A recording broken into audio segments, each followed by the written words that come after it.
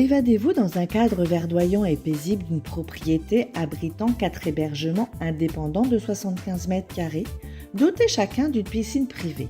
Les Nuits de Lens.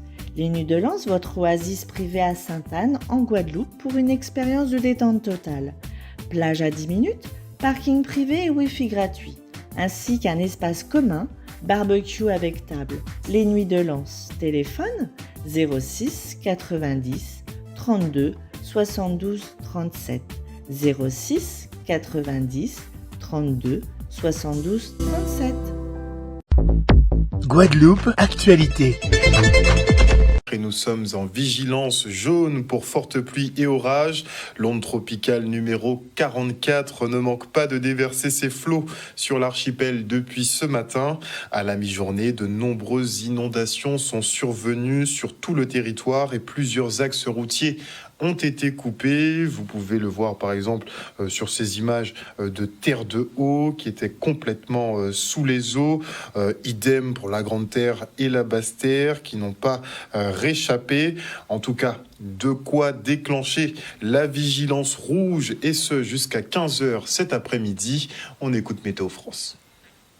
Le modèle nous avait bien prévu. Le numéro 44 qu'on voit sur l'image, qui est très active. Ici, on voit les points d'orage. Ici, et sur l'image radar, on voit toutes ces pluies qui tombent sur nous, tout ce qui remonte, voilà. Et là, nous allons passer en vigilance rouge parce que à l'arrière de l'onde, ça se réactive et il y a encore pas mal de pluie et pas mal d'orages prévus pour cet après-midi. Et les cumuls de pluie sont très importants, on les voit sur nos pluviomètres. On est déjà à plus de 100 et quelques millimètres au sud de Basse-Terre, plus de 100 millimètres en 3 heures, mais même en 6 heures. Et ces cumuls vont monter, surtout le sud de Basse-Terre très impacté, Basse-Terre, Cap-Esther, Baïf, Vieux-Habitants, Gourbert, Vieux-Fort. Et il y a la Grande Terre aussi, où il pleut pas mal, mais surtout c'est la Basse-Terre qui est très impactée et ça va encore durer jusqu'à cet après-midi. Donc ce qui prouve bien que cette onde tropicale, et c'est pas un cyclone bien sûr, mais c'est une onde tropicale très active et très virulente. La mer ça va, la mer on est autour d'1,50 m avec une petite houle de nord, donc ça c'est pas impactant. Le vent est faible à modéré, sauf sous les plus forts grains, on a des rafales à 50-60 km/h, mais c'est surtout les pluies, le paramètre pluie qui est inquiétant, puisqu'il y a déjà, on nous a signalé beaucoup d'inondations déjà, et il y a un risque d'éboulement de terrain, bien sûr de glissement de terrain, donc l'extrême prudence est recommandée. Et donc là, on passe dans quand même un seuil critique, on passe en vigilance rouge. Ça veut dire qu'on aura de gros cumuls de pluie, de gros risques d'inondation.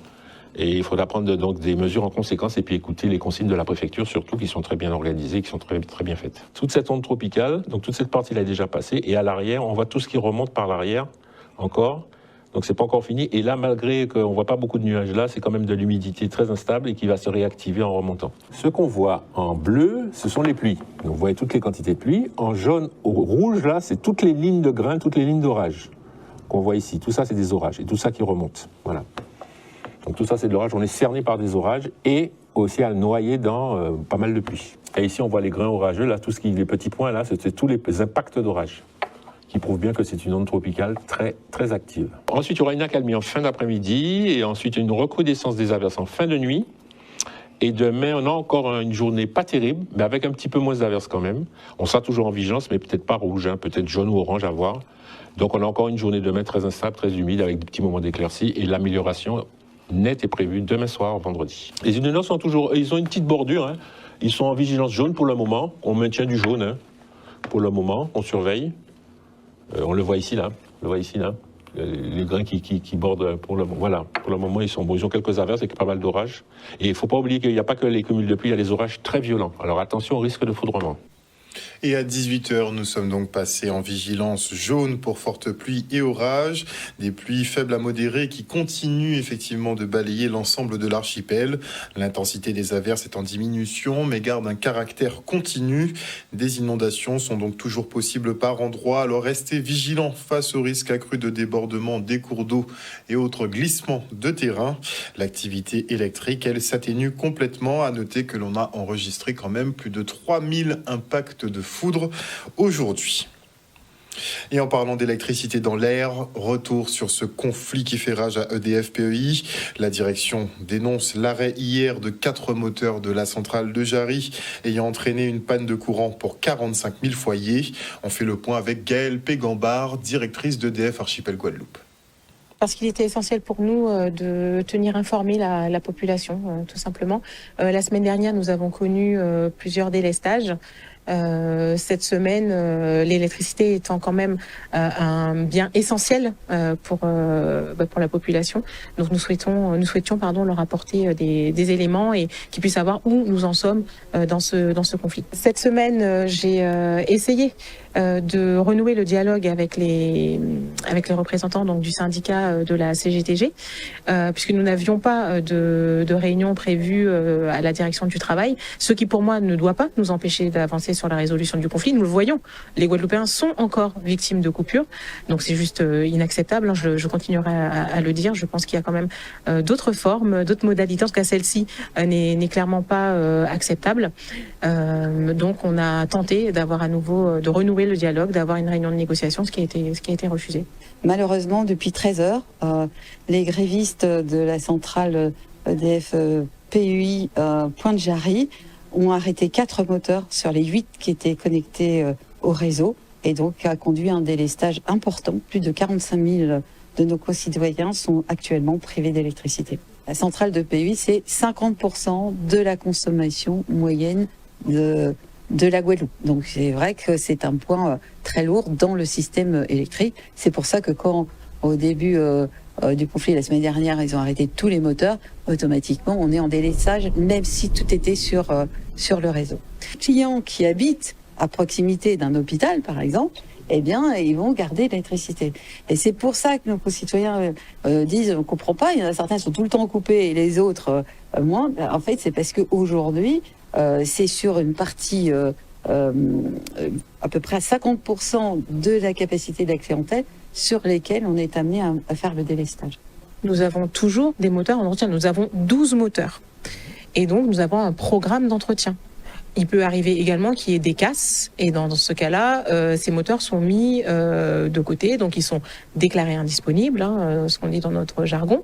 Mais comme c'est partagé avec le gestionnaire de réseau, donc le gestionnaire de réseau appelle les moteurs en fonction de notre disponibilité. En l'occurrence, les moteurs qui ont été demandés jusqu'à présent, ce sont des moteurs qui sont disponibles et donc peuvent bien être mis sur le réseau. Si je prends l'effectif global de ma centrale, j'estime qu'il y en a 30%, parce que chaque 24 heures, j'en ai 12-15. Donc avec le roulement, ça représente 30% de mon effectif.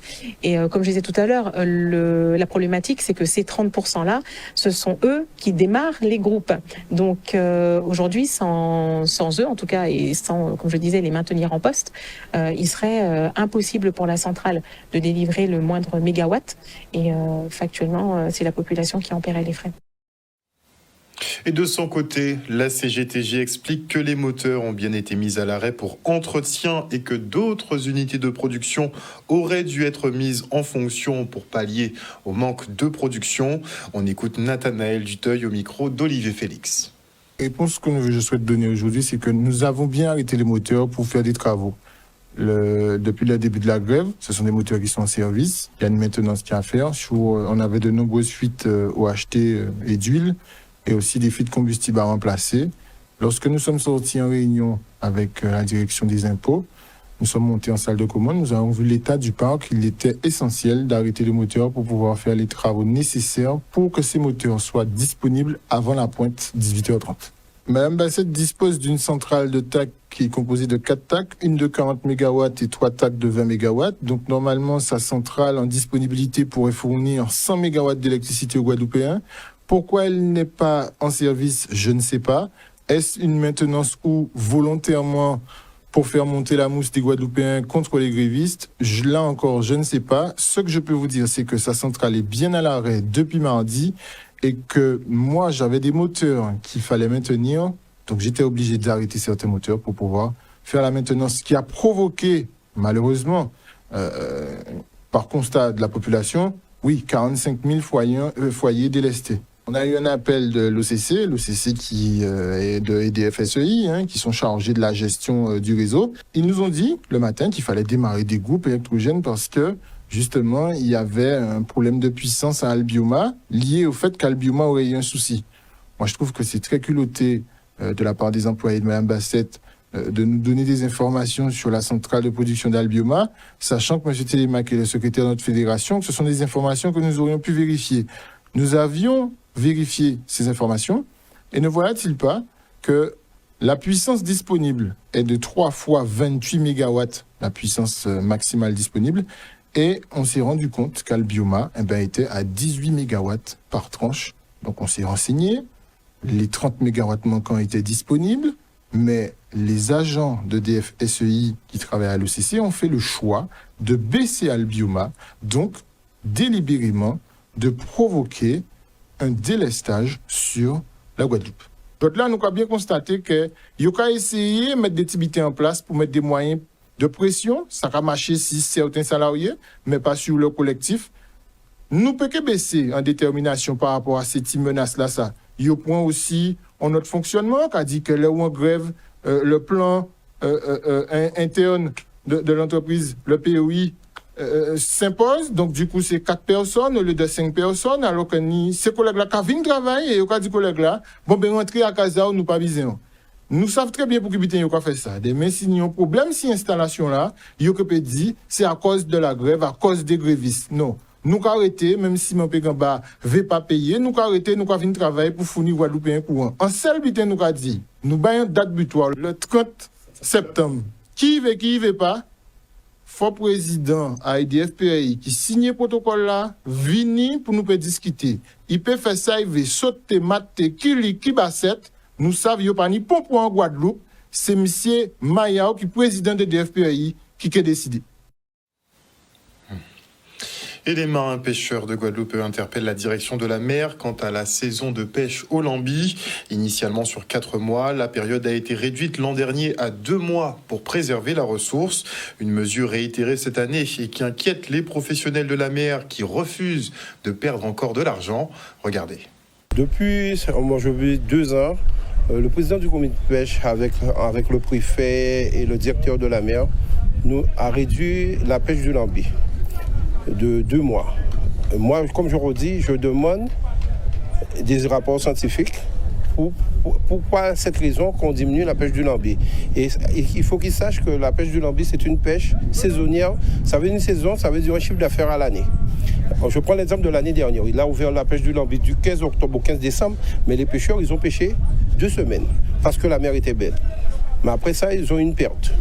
Parce que le lambi, dès qu'il y a le mauvais temps, le lambi se recouvre. J'ai entendu qu'il parle de la ressource, mais s'il n'a pas de rapport scientifique, il ne peut pas me parler de ressources. Et moi, je redis, s'ils ont fait le silence, nous, FO, marins pêcheurs, je prends ma responsabilité à le dire, nous allons pêcher 4 mois. S'il y a pas d'indemnisation pour les 2 mois manquants, nous allons pêcher 4 mois. Déjà, ça a été fermé l'année dernière, ça a été refermé encore cette année. Les 2 mois qui ont été fermés, ça impose, je dis bien ça impose au comité et aux marins pêcheurs d'augmenter le prix du lambi. Mais si on augmente le prix du lambi, les consommateurs ne pourront pas manger le lambi.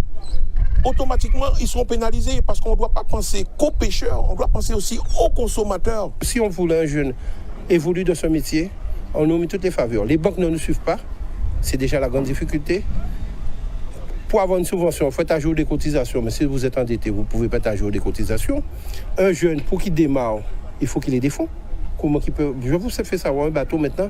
Si on n'a pas 80 000 euros, on n'a pas un bateau. Sans moteur et sans matériel.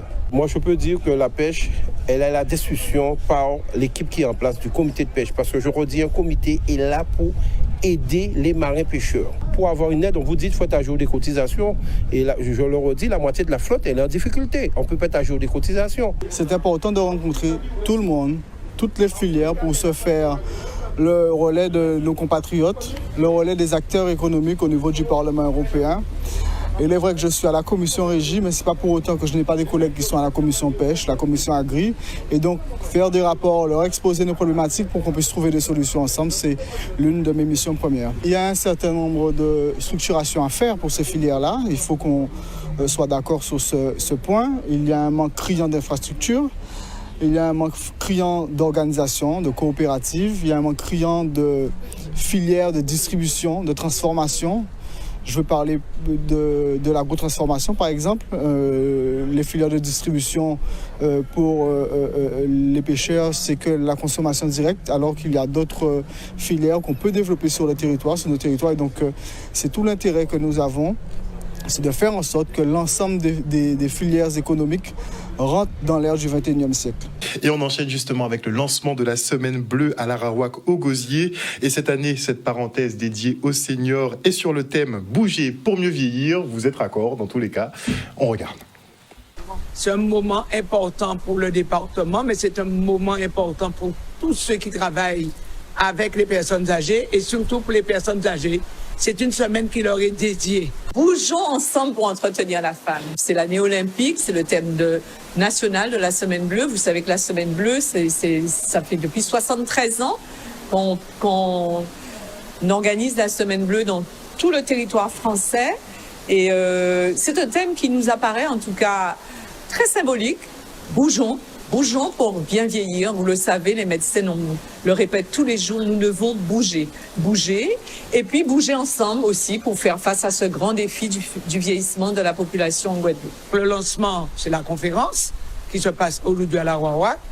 Les centres communaux d'action sociale vont organiser dans leurs communes respectives des manifestations pour les personnes âgées. Et le département a ce temps fort d'ouverture. Mais le deuxième temps fort, c'est la marche le vendredi 4 octobre à Saint-François, où nous partirons de la place de la Liberté, de la place de la mairie et de l'église pour aller à Raisin-Clair au son du Cas. Nous avons tout intérêt, en tout cas, à préserver ces liens intergénérationnels dans notre pays Guadeloupe et replacer le senior. Le senior est vraiment celui qui connaît, qui sait, qui doit être reconnu, qui doit être aimé, qui doit être accompagné par les pouvoirs publics pour son insertion sociale, son insertion dans le monde de la culture, dans le sport, voilà. Les personnes âgées, c'est vrai, il y en a qui ne peuvent pas se déplacer, mais elles participent à la vie de la cité. Elles transmettent aussi leur savoir aux jeunes générations et puis elles prennent goût aussi de sortir et de montrer qu'elles existent. Donc bougeons ensemble avec nos personnes âgées. Et la flamme, c'était bouger. Faisons du sport, dansons. Outremernews.fr, le site de l'actualité Outre-mer, 24 heures sur 24 et 7 jours sur 7. Retrouvez la chaîne Outremer News sur YouTube.